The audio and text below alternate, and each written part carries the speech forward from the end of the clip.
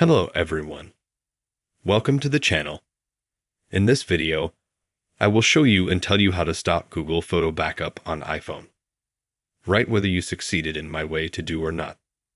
And I'll be sure to read in the comments and answer everyone. Please subscribe to the channel. Put likes.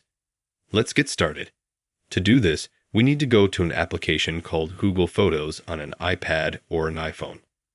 And then in the upper right-hand corner, we need to be logged into our Gmail account. Now we're going to scroll down here and open Google Photo Settings. This is where the different settings come up, and we need to click on Backup right here at the top.